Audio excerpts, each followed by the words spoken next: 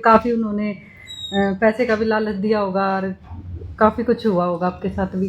5 साल बाद आपको जीत मिली है। दिसंबर 2022 की ये घटना है। उसके बाद जैसे जैसे कानूनी प्रक्रिया आगे बढ़ती गई और विशेष तौर पर जब ये मुकदमा गवाही की स्टेज पे आया तो विजय गुरुग्राम के समाज ने, यहाँ के विश्व हिंदू परिषद ने और यहाँ के अधिवक्ताओं ने प्राप्त की। पूरी दुनिया इन जिहादियों से त्रस्त है जो लव जिहाद के नाम पर हमारी बहन बेटी के साथ बलात्कार करते हैं, अपने नाम बदलकर हिंदू रखते हैं और उन लड़कियों को बहकाते हैं, उनको तरह तरह का प्रलोभन देते हैं और इस बात के सबूत मिल चुके हैं कि मुल्ला मौलवी इस काम के लिए उनको पैसे देते हैं। पूरी दुनिया में ये जिहादी गैर मुस्लिम बच्चियों के साथ ऐसे ही बलात्कार करते हैं, उनको सजा नहीं मिलती, बचकर चले जाते हैं। मैं समझता हूं इस क्षेत्र में ये पहला उदाहरण है जब अजय भाई और इनकी टीम ने मिलकर उस जिहादी को सबक सिखाया है और 3 वर्ष के अंदर केस तो लड़ना पड़ा, धमकियां इनको भी मिली, लेकिन उन धमकियों से डरे बिना उन जिहादियों को सजा दिलवाई है। उनके पीछे बहुत बड़ी ताकत है। वो सुप्रीम कोर्ट तक जाएंगे, बड़े बड़े वकील खड़े करेंगे, पूरा हिंदू विरोधी इकोसिस्टम उनके साथ है, तो भी हम इस मुकाबले में लड़ेंगे और विजय प्राप्त करेंगे। ये आज की इस विजय से सिद्ध हो गया। हमारे समाज के लोगों ने भी उस बच्ची को बहुत सहारा दिया। उस बच्ची को धमकियां दी गई, कहां रखा जाए, गरीब बच्ची है, उसके माँ बाप को जान से मारने की धमकियां। उन धमकी देने वालों को भी अजय भाई ने सजा दिलवाई और समाज के लोगों ने उस बच्ची को शरण दी, उसको इज्जत के साथ रखा और आज उसको विजय दिलाई है। तो उसको और उसके परिवार को आशा बंधी है, हमारे साथ भी कोई है। मैं आपके माध्यम से सभी जिहादियों को आज चेतावनी देना चाहता हूं, बंद करें अपने गंदे इरादे। अब ना आप गंदी अपनी आंखें उठाकर हमारी बहन बेटी की ओर देखें। तुमको सजा मिलेगी यदि तुम रास्ते पर नहीं आए। तुम्हें इंसानों की तरह रहना सीखना पड़ेगा और दूसरों की बहन बेटी की इज्जत करना सीखो, नहीं तो हम तुम्हें सिखाएंगे। सर, जिस तरह फंडिंग की आप जिक्र कर रहे हैं कि जो फंडिंग लगाई जाती है इनके पीछे, लव देहातिया जैसे इस तरह कुकर्म कर रहे हैं, 12 साल की गुड़िया के साथ कर दिया और लंबी लड़ाई के बाद अजय जी को सफलता मिली है। ये फंडिंग रोकी क्यों नहीं जाती? फंडिंग कई सोर्सेस से उनको मिल रही। पिछले दिनों केरल के अंदर एक लव जिहाद का ऐसा ही मामला था। जो अपराधी था उसने कोर्ट में कहा, मैंने अभी तक 10 लड़कियों को भगाया है और हर लड़की का 1 लाख रुपया मुझको मौलवी ने दिया है।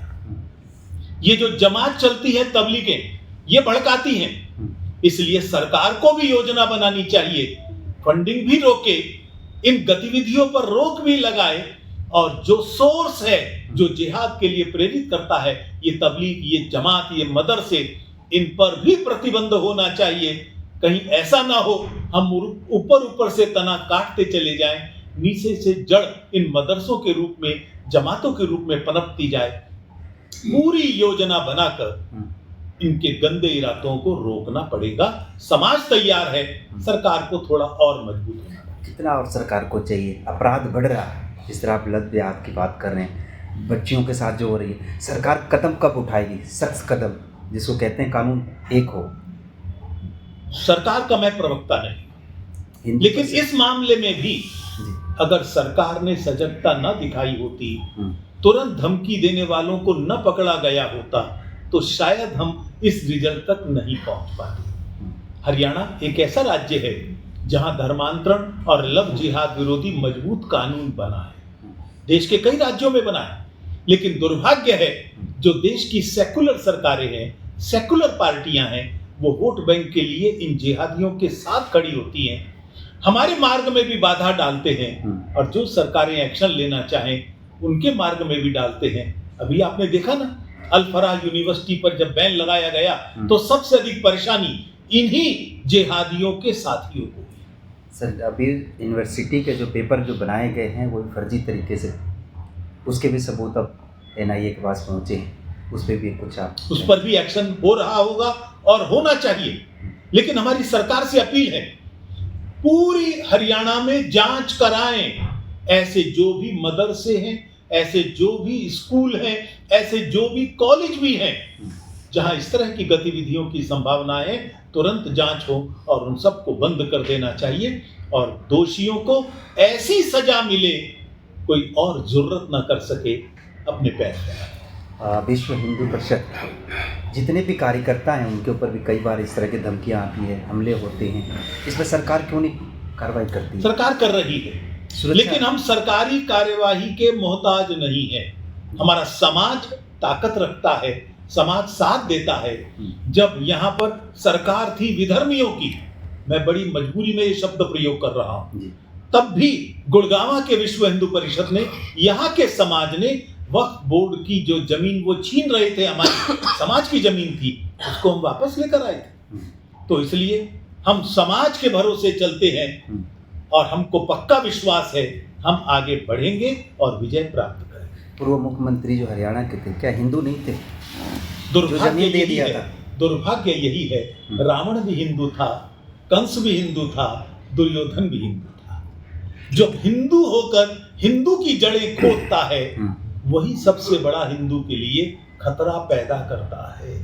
जिनका आप जिक्र कर रहे हैं, क्या उन्होंने सबूत दिए थे? क्या उन्होंने जब पालम विहार की बाहर की पार्क को उन्होंने कहा था ये वक्फ बोर्ड की जमीन है, चंद वोटों की खातिर आप गद्दारी करोगे प्रदेश की जनता के साथ, हिंदू समाज के साथ, कभी बर्दाश्त नहीं करेंगे। इसीलिए आज उनको ये दिन देखने मिल रहा है। सर, इस जीत के बाद उन लड़कियों को क्या कहेंगे, उन महिलाओं को क्या कहेंगे जो समाज के डर के कारण ये आवाज नहीं उठाती? मेरी अपील है सभी बहनों से, किसी के चक्कर में न फंसे। दोस्ती करने से पहले विचार कर लें, उसके बारे में जानकारी ले लें, वो असलियत में क्या है। कहीं मनोज नाम रखकर कोई मोहम्मद ना निकले। ये जिम्मेदारी आपकी है, आपके माँ बाप ने पाल पोस कर बड़ा किया है। फिर भी यदि किसी जाल का शिकार बन जाती हैं तो विश्व हिंदू परिषद, अधिवक्ता परिषद, हमारा लीगल सेल आपकी सहायता के लिए हमेशा तत्पर है।